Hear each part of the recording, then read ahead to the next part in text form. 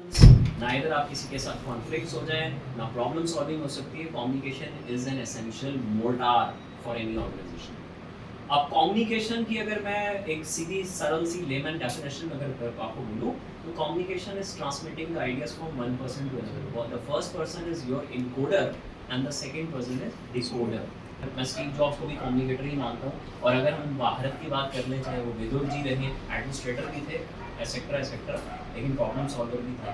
फिर चाणक्य की बात तो आपने सुनी होगी, प्रॉब्लम सॉल्वर, लेकिन कम्युनिकेटर वो पहले थे। एक मिनट थोड़ा सा समझिए सर, ठीक है।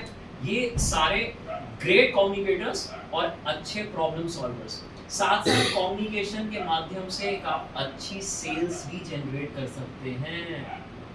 ये बात 100% है। अगर मैं लॉर्ड हनुमान जी की बात करूँ, he is a great communicator. मेरे हिसाब से तो वो जीवित है। एनीवे, तो अगर लॉर्ड हनुमान ने लक्ष्मण को बचाने के लिए वो संजीवनी बूटी लाया, I think all of you are well aware of this fact. इसी तरह से नेगोशिएशन के लिए ये कम्युनिकेशन एक संजीवनी बूटी है। जब तक आपको कम्युनिकेशन इन्फ्लुएंस कर सकते हैं, you attract wealth through your own attitude. अभी जो तुमने गेम बाहर भी खेली, एप्रिसिएशन फॉर अदर्स, क्या होता है उससे? रिलेशनशिप बहुत अच्छे बनते हैं। 100% है। आप आज किसी की तारीफ करके देखो, आपको वैसे तो अच्छा लगेगा, क्योंकि एक्चुअली ईगो होती है ना, ईगो हमारे को मार देती है। हाँ, उसने तो कल मेरे साथ ऐसा किया था, मैं एमडी के पास पहुंच गई थी, क्या पहुंच गया था, हाँ, मैंने क्या करना, ये मुंह बहुत होती है। And that comes free of cost. Appreciation.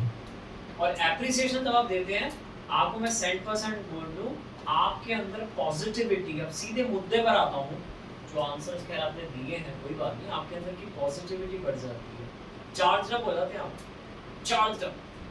और चार्ज अप रहने में आपकी आवाज, आपका एंथुसियाज्म, जो हर ऑर्गेनाइजेशन आपसे एक्चुअली चाहता है, बरकरार है।